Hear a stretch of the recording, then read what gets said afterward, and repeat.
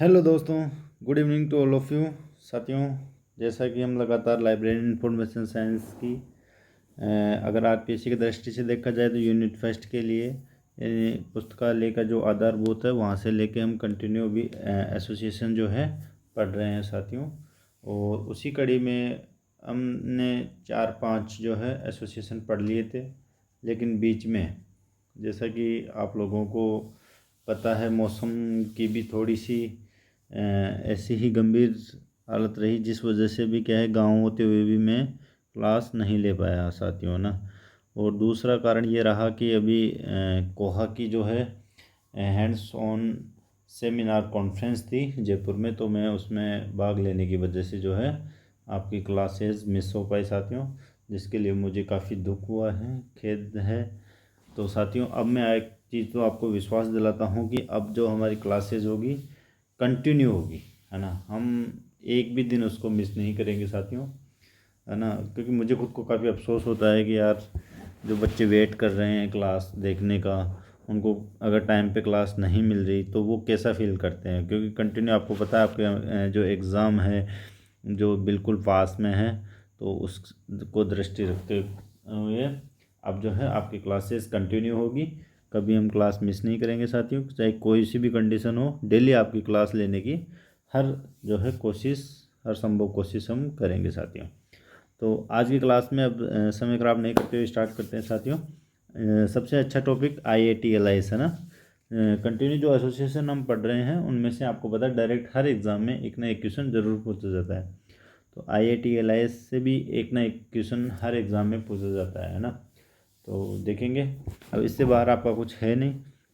और अगर साथियों जैसा कि मैं जो टॉपिक लेके आ रहा हूँ उसमें से कंप्लीट थ्योरी का मटेरियल लगभग कंप्लीट हो चुका है, उसके अलावा भी अगर कोई क्वेश्चन इसमें से बनता है तो वो जो मैं क्वेश्चन सीरीज़ लेके आऊँगा उसके अंदर उसको भी इंक्लूड अवश्य कर लेंगे। तो आपका जो भी कोई भी क्वेश्चन है जो हमारे जो थ्योरी प्लस क्वेश्चन सीरीज़ रहेगी उससे बाहर कोई क्वेश्चन नहीं होगा साथियों। तो सबसे पहले बात करते हैं IATLIS। IATLIS क्या है साथियों? तो इसका फुल फॉर्म आप देखो। आई का मतलब होता है इंडियन, इंडियन। ए का मतलब होता है एसोसिएशन, टी का मतलब होता है टीचर्स, और किसके लिए? For library and information science, यानी जो है इंडियन एसोसिएशन, है ना। Indian association for Indian association of teachers for library and information science, यानी कि यह किस प्रकार का संघ है साथियों? तो ये क्या है? पुस्तकालय विज्ञान के जो कर्मचारी है उनका संघ है साथियों, IATLIS, है ना। तो ये ध्यान में रखना है, किसका है? पुस्तकालय विज्ञान जो संकाय है उसके जो भी टीचर हैं, जो भी शिक्षक गण हैं, है ना, जो भी प्रोफेशनल्स हैं, उनका यह संघ है साथियों। तो अब बात करते हैं इसकी स्थापना की। तो स्थापना की सबसे पहले तो ये डेट सबसे मेन डेट है, तो इसको आप ध्यान में रखना। 19 दिसंबर 1969 को इसकी स्थापना होती है।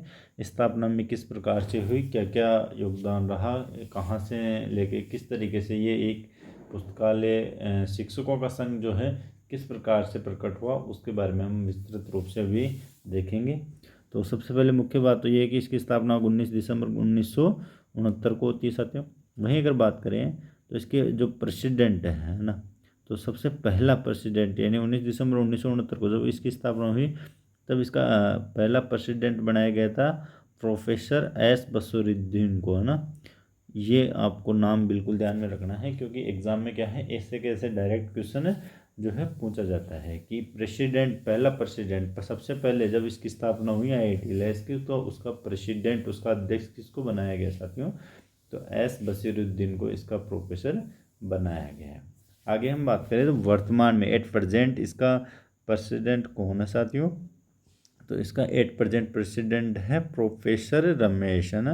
प्रोफेसर रमेश इसका एट प्रेजेंट में वर्तमान में जो है इसका प्रेसिडेंट है साथियों। तो ये दोनों हमारे को याद रखना है प्रेसिडेंट के बारे में, पहला और वर्तमान, ये दो चीज़ हमारे को ध्यान में रखना है। इसके अलावा हम इसकी जनरल सेक्रेटरी की बात करते हैं तो पहला जनरल सेक्रेटरी PN कोला को बनाया गया था साथियों, जिनका योगदान जो है इसकी स्थापना में सबसे प्रमुख योगदान था PN कोला का। वहीं बात करें एट प्रेजेंट में, वर्तमान में इसका सेक्रेटरी, जनरल सेक्रेटरी कौन है साथियों? तो प्रोफेसर केशवा, है ना। तो ये हमारे को ध्यान में रखना, चारों के चारों नाम तो बशीरुद्दीन और पी.एन. कोल्ला इसकी स्थापना के समय थे। बशीरुद्दीन इसके अध्यक्ष थे, पी.एन. कोल्ला इसके सचिव थे।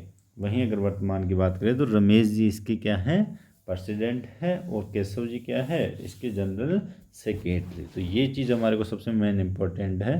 पूरी क्लास की सबसे इम्पोर्टेंट जो चीज़ है वो मैंने सबसे पहले आपके लिए करवाया है। अब आगे बात करते हैं कि IIT-LIS की स्थापना कैसे होती है साथियों, है ना। तो IIT-LIS की स्थापना कैसे होती है, तो इसका सबसे पहले जो है अक्टूबर 1960 में, है ना, यानी इसकी स्थापना से लगभग 10 साल पहले में दिल्ली विश्वविद्यालय में, दिल्ली यूनिवर्सिटी में आयोजित हुई थी। क्या हुई थी, यूनेस्को की एक रीजनल सेमिनार आयोजित हुई है ना। रीजनल सेमिनार में पुस्तकालय विज्ञान शिक्षकों के एक संघ की स्थापना का विचार रखा गया था। उस समय क्या है, जो दिल्ली विश्वविद्यालय में यूनेस्को की जो क्षेत्रीय सेमिनार है उसमें विचार तो रखा गया, लेकिन उस पर अमल नहीं हो पाया। बाद में निम्नलिखित 3 सेमिनारों में इस पर चर्चा हुई। उसके बाद भी लगातार जो 3 आगे सेमिनार हुई, जो केवल इंडिया लेवल की सेमिनार्स थी, उसके अंदर भी इस पर चर्चा हुई, लेकिन जो है कार्रवाई किस प्रकार से आगे बढ़ी वो देखते हैं ना। क्योंकि कार्रवाई स्टार्टिंग तो यहाँ से हुई दिल्ली विश्वविद्यालय में, और किस में, यूनेस्को का जो रीजनल सेंटर था उसमें तो इसकी चर्चा स्टार्ट हुई। उसके बाद में क्या है, लाइब्रेरियनशिप के लिए शिक्षा पर अखिल भारतीय सेमिनार आयोजित हुआ BHU में, बनारस हिंदू विश्वविद्यालय के अंदर। कब हुआ, 1963 में। वहाँ पे भी इस पर चर्चा होती है, लेकिन यह है जो है नहीं बन पाता है। उसके उपरांत लाइब्रेरियनशिप के लिए शिक्षा पर अखिल भारतीय सेमिनार आयोजित होता है SNDT, जो वुमेंस यूनिवर्सिटी है उसके अंदर, है ना। ये आप ध्यान में रखना, SNDT वुमेंस यूनिवर्सिटी, जिसमें 1965 में इसमें कॉन्फ्रेंस आयोजित होती है, तो उसके अंदर भी जो है इसकी स्थापना नहीं हो पाती। उसके उपरांत पुस्तकालय योजना विज्ञान शिक्षण पर अखिल भारतीय संगोष्ठी आयोजित होती है दिल्ली विश्वविद्यालय 1966 में, उसमें पुनः इसकी चर्चा होती है। उसके उपरांत क्या है साथियों, पुस्तकालय स्कूलों में शिक्षकों से राय जानने के लिए प्रोफेसर S बसरुद्दीन द्वारा राजस्थान स्कूल के दिवंगत प्रोफेसर दास गुप्ता और पी.एन. कोल्ला के सहयोग से एक सर्कुलर, यानी जो परिपत्र है उसको हम क्या कहते हैं, सर्कुलर, जारी किया गया।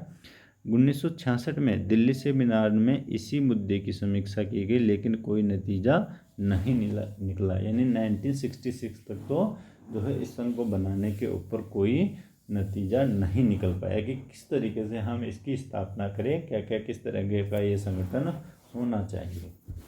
उसके उपरांत north western polytechnic school England में के प्रमुख व्याख्याता श्री डेरेक लैंग्रिज ने 15 से 19 दिसंबर 1969 तक पुस्तकालय वर्गीकरण के शिक्षण पर DRTC बेंगलोर में शारदा रंगनाथन एंडोमेंट पर व्याख्यान दिया।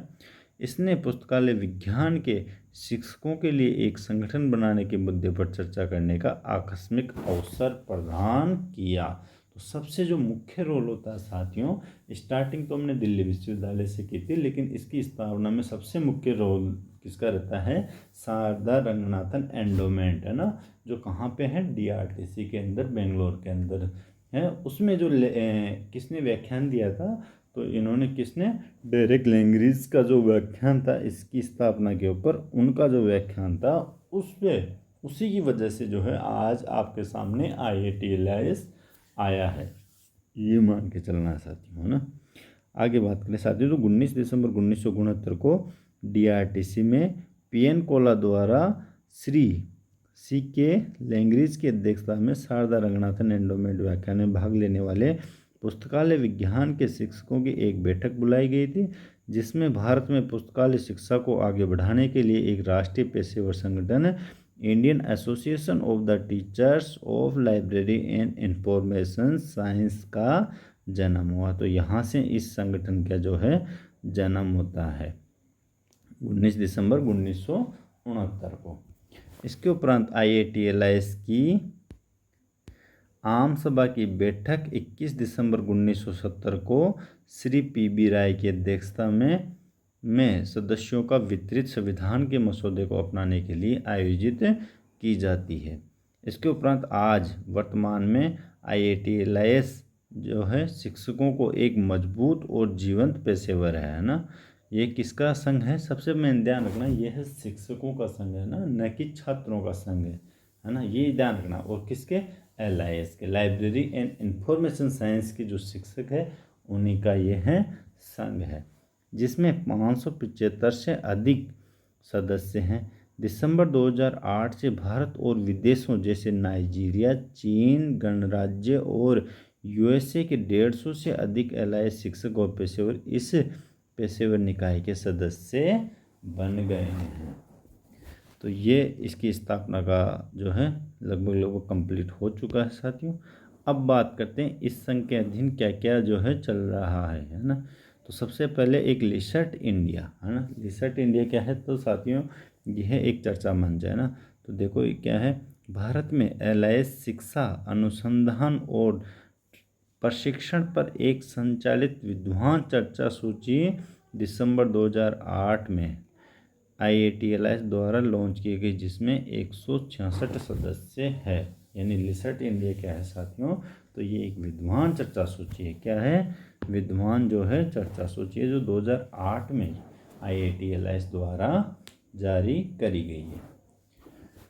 आगे बात करें साथियों तो कार्यशालाएं, इसकी कार्यशालाएं, तो इसमें एक प्रमुख कार्यशाला है IATLIS ने 17 से 19 दिसंबर 2007 को central library IIT Madras Chennai में LIS शिक्षक और डिजिटल भविष्य पर पहली कार्यशाला का आयोजन किया।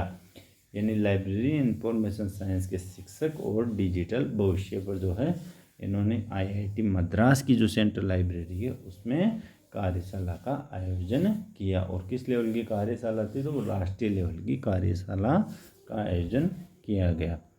उसके उपरांत एक व्याख्यान श्रृंखला है इसकी, तो IATLIS ने Satyendra Kaur Ramdev memorial trust for advancement of librarianship, जिसको हम कहते हैं सतकाल, जिसको क्या कहते हैं सतकाल। तो एक तो क्या है साथियों, सतकाल के आपको फुल फॉर्म भी ध्यान में रखना है।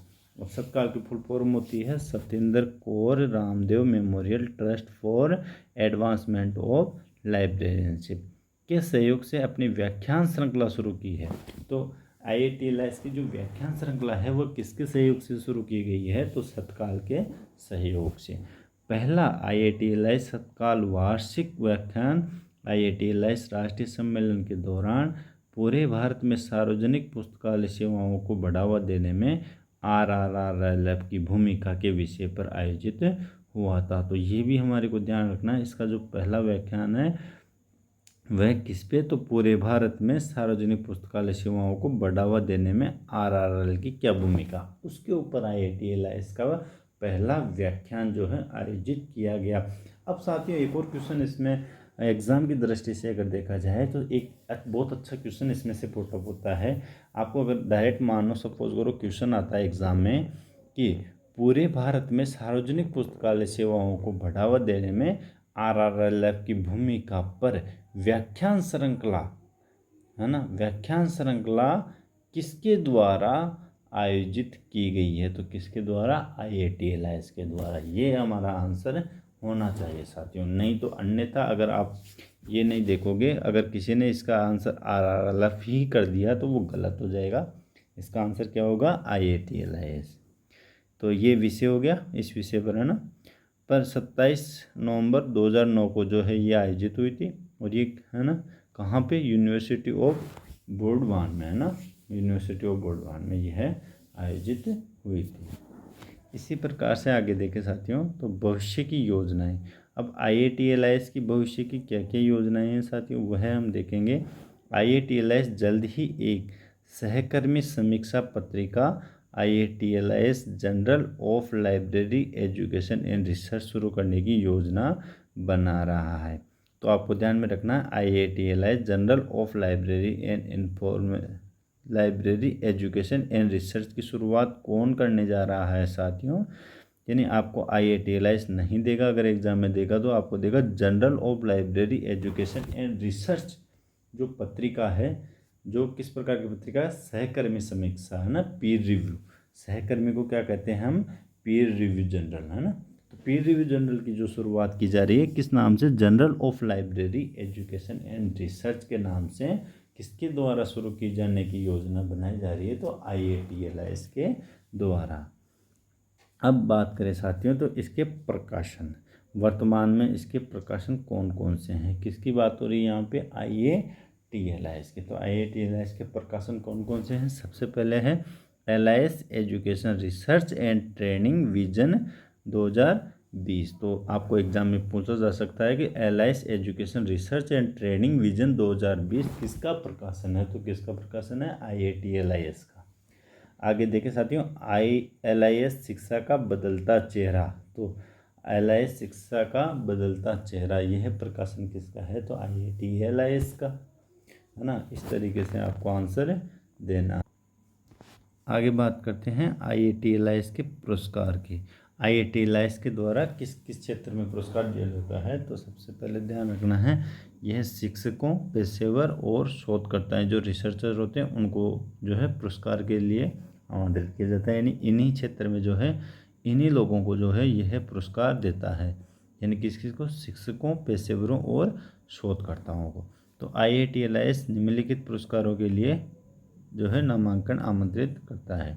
तो सबसे पहले तो किस किस को, शिक्षकों, पेशेवर और शोधकर्ताओं को यह क्या करता है, पुरस्कृत करता है। आगे बात करें साथियों, तो सबसे पहला पुरस्कार इसके द्वारा IATLIS के द्वारा दिया जाने वाला सबसे पहला पुरस्कार मोतीवाले सर्वश्रेष्ठ LIS शिक्षक पुरस्कार, यानी यह किस फील्ड में, बेस्ट LIS टीचर को दिया जाने वाला अवार्ड। तो आपको क्वेश्चन ऐसे भी पूछा जा सकता है कि बेस्ट LIS टीचर को जो है IATLIS के द्वारा कौन सा अवार्ड दिया जाता है, तो मोतीवाले, है ना। बेस्ट LIS टीचर के लिए IATLIS द्वारा मोतीवाले अवार्ड जो है दिया जाता है। अब किसको जो है IATLIS का मोतीवाला अवार्ड दिया जाएगा कि उसके लिए हमारे को क्या क्या योग्यताएं होनी चाहिए, किसको ये पुरस्कार मिलेगा। तो सबसे पहले जो है IATLIS के कार्यकारी परिषद के सदस्य इन पुरस्कारों के लिए नामांकित होने के पात्र नहीं है। यानी अगर कोई व्यक्ति जो है इसकी एग्जीक्यूटिव जो काउंसिल है उसका अगर मेंबर है तो वह ये पुरस्कार जीतने के लिए योग्य नहीं है। कौन सा, बेस्ट LIS टीचर अवार्ड, जिसको मोतीवाले अवार्ड भी कहते हैं। नामांकित व्यक्ति के पास, यानी इसके लिए जो भी नामांकन दे रहा है उस व्यक्ति के पास में स्नातकोत्तर यानी मास्टर लेवल की डिग्री स्तर से कम 10 वर्ष का शिक्षण अनुभव या वरिष्ठ स्तर पर 10 वर्ष का पेशेवर अनुभव होना चाहिए। यानी कि वह वर्तमान में सर्विस में हो और कम से कम उसके बाद 10 साल की सेवा उसने की हुई हो और मास्टर डिग्री तक की जो है उसने ग्रेजुएशन कर रखी हो। आगे बात करें साथियों, एक व्यक्ति केवल एक बार पुरस्कार प्राप्त कर सकता है। यानी जो मोतीवाला सर्वश्रेष्ठ LIS शिक्षक पुरस्कार है, एक व्यक्ति सिर्फ एक ही बार यह पुरस्कार प्राप्त कर सकता है और एक समय में प्रत्येक पुरस्कार के लिए केवल एक व्यक्ति को ही नामांकित किया जाएगा। यानी कि एक बार में सिर्फ एक ही व्यक्ति को ये पुरस्कार दिया जाएगा और एक व्यक्ति जो है अपनी लाइफ में सिर्फ एक ही बार ये पुरस्कार ले सकता है। दोनों कंडीशन ध्यान में रखना है। आगे बात करें साथियों, तो दूसरा अवार्ड है प्रोफेसर SP नारंग अनुसंधान संवर्धन पुरस्कार और यह किसके लिए है, सिर्फ और सिर्फ रिसर्चर को दिया जाने वाला पुरस्कार है। तो आपको डायरेक्ट एग्जाम में पूछा जा सकता है साथियों कि IATLIS के द्वारा कौन सा पुरस्कार केवल रिसर्चर को दिया जाता है। तो SP नारंग जो पुरस्कार है वह किसको दिया जाता है, तो ये पुरस्कार दिया जाता है सिर्फ और सिर्फ रिसर्चर को। और किसके लिए, रिसर्च के प्रमोशन के लिए। तो आपको इस तरीके से भी पूछा जाता है कि रिसर्च प्रमोशन के लिए कौन सा पुरस्कार IATLIS द्वारा दिया जाता है, तो SP नारंग पुरस्कार। अब बात करते हैं प्रोफेसर SP नारंग जो पुरस्कार है उसके लिए क्या क्या योग्यताएं होनी चाहिए। तो SP नारंग अनुसंधान संवर्धन पुरस्कार LIS शोधकर्ताओं को हर वैकल्पिक वर्ष दिया जाता है। हर वैकल्पिक वर्ष का मतलब होता है यहाँ पे कि एक वर्ष छोड़ के अगले वर्ष में यह पुरस्कार दिया जाता है, प्रत्येक वर्ष यह पुरस्कार नहीं दिया जाता है। आगे बात करें साथियों, दूसरी की कंडीशन है वर्तमान वर्ष के पुरस्कार के लिए किसी मान्यता प्राप्त विश्वविद्यालय में केवल PhD के लिए प्रवेश पंजीकृत छात्रों का नामांकन पर विचार किया जाएगा। यानी जिसने PhD में जो है अपना रजिस्ट्रेशन करवा दिया हो, एंट्रेंस करवा दिया हो, उसी के नाम पे जो है विचार किया जाएगा। क्योंकि आपको पता है सिर्फ और सिर्फ रिसर्चर को ही यह पुरस्कार दिया जाता है। नामांकित व्यक्ति पूर्णकालिक कर्मचारी नहीं होना चाहिए। पूर्णकालिक कर्मचारी, है ना, तो पूर्णकालिक कर्मचारी यानी किसी सेवा में जो है पूर्णकालिक कर्मचारी नहीं होना चाहिए। नामांकन एक सादे कागज पर बायोडाटा, शोध कार्य की प्रगति रिपोर्ट और शोध पत्र यानी प्रकाशित प्रकाशन के लिए स्वीकृत यदि कोई हो के साथ भेजा जाना चाहिए, ताकि अगर मान लो ज़्यादा अगर रिसर्च के लिए रिसर्चर जो है कर रहे हो व्यक्ति और उन्होंने अप्लाई कर दिया हो, तो उस कंडीशन में उनको छटनी करने के लिए कि किसका जो है शोध का विषय अच्छा है ना, तो उस पर वो उसका कंप्लीट बायोडाटा वो जो है कमेटी चेक करेगी। उसके उपरांत ही डिसीजन करेंगे कि कौन से व्यक्ति जो है एलआईएस के क्षेत्र में बेस्ट रिसर्चर कर रहा है, उसको ही ये पुरस्कार मिलेगा। अन्यथा 2 या 3-4 व्यक्ति अगर आवेदन कर देते तो उनकी छुट्टी किस प्रकार से करेंगे। तो इसीलिए क्या किया जाता है, उनका बायोडाटा मंगवाया जाता है और उनके रिसर्च की जो है प्रोग्रेस रिपोर्ट मांगी जाती है। आगे बात करें साथियों, professor Joginder Singh Ramdev life time achievement award, तो वेरी वेरी इंपॉर्टेंट है साथियों। डायरेक्ट एग्जाम में पूछा जाएगा कि IITLS द्वारा कौन सा लाइफ टाइम अचीवमेंट के लिए पुरस्कार दिया जाता है, कौन सा, जोगिंदर सिंह रामदेव पुरस्कार लाइफ टाइम अचीवमेंट के लिए पुरस्कार दिया जाता है। तो इस पुरस्कार के लिए देखो, लाइफ टाइम अचीवमेंट का मतलब है जिस व्यक्ति ने पूर्ण सेवाएं कर ली हो। तो सबसे पहले इसकी कंडीशन है एक बहुत वरिष्ठ सेवानिवृत्त एलआईएस शिक्षक, पेशेवर या शोधकर्ता जिन्होंने पुस्तकालय शिक्षा, अनुसंधान, प्रशिक्षण, साहित्य और अभ्यास में गहरा योगदान दिया है, उस व्यक्ति को कौन सा पुरस्कार दिया जाता है, लाइफ टाइम अचीवमेंट अवार्ड, जो किस नाम से है, प्रोफेसर जोगिंदर सिंह रामदेव के नाम से। दूसरी कंडीशन है दावों को दस्तावेजी सबूत के साथ समर्थित किया जाना चाहिए। आवेदन यानी जो अपन कह रहे हैं कि हाँ हमने इस तरीके से एलआईएस के क्षेत्र में इतना अच्छा काम किया है, तो उनके साथ में उनको जो है सबूत भी पेश करना चाहिए। ऐसे लिख के देने से काम नहीं चलेगा ना। आगे बात करें साथियों, तो आवेदन न करने पर भी योग्य व्यक्ति को पुरस्कार दिया जा सकता है। अगर कोई भी आवेदन नहीं करता है कि मुझे ये पुरस्कार दिया जाना चाहिए, उस कंडीशन में क्या है, अगर कोई व्यक्ति डायरेक्ट भी उनकी नज़र में है कि हाँ उसने एलआईएस के क्षेत्र में अच्छा काम किया है, आवेदन नहीं भी किया तो भी हम उसको पुरस्कार दे सकते हैं।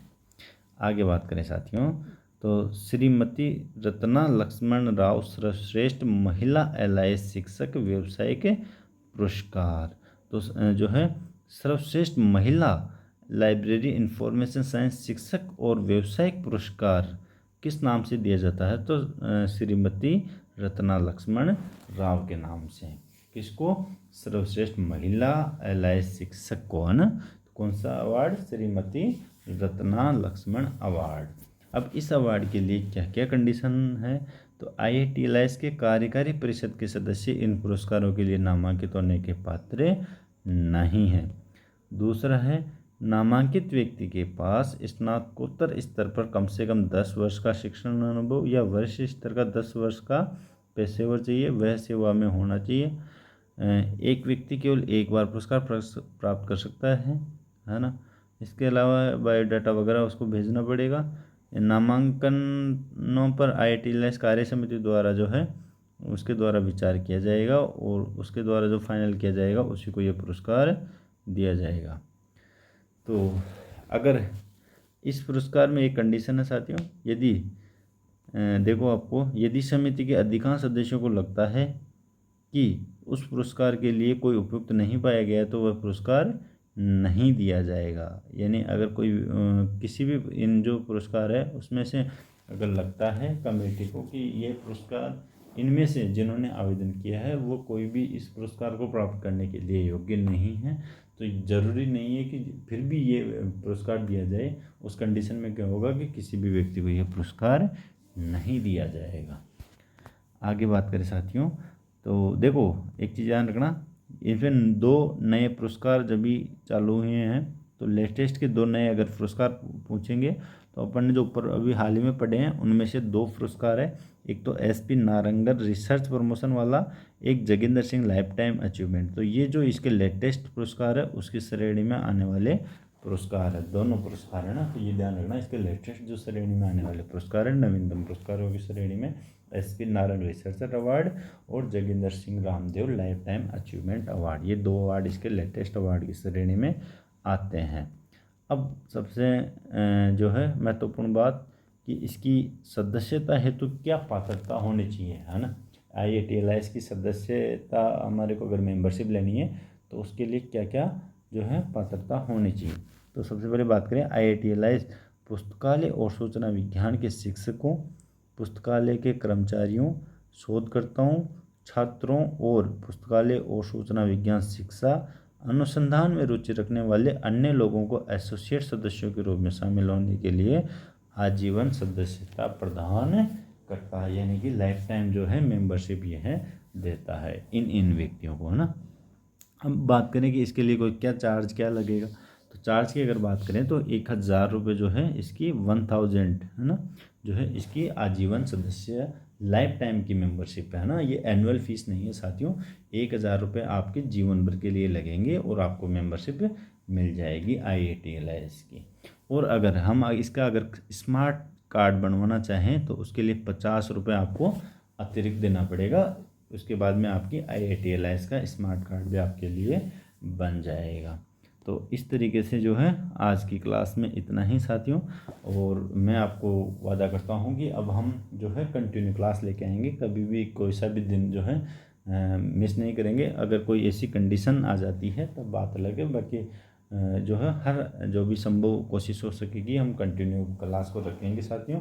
तो हमारी क्लास अच्छी लगी तो आपके अपने जो भी चैनल है, आपका अपना पसंदीदा चैनल AK एंड्रॉइड एक्सप्लोरर को जो है लाइक करें, वीडियो को लाइक करें, चैनल को अधिक से अधिक लोगों को भेजें ताकि वो सब लोग सब्सक्राइब करें। और फिर मिलेंगे अपन एक अच्छे कंटेंट के साथ, अच्छी वीडियो के साथ, कल फिर मिलेंगे, है ना साथियों। तो ओके, गुड नाइट।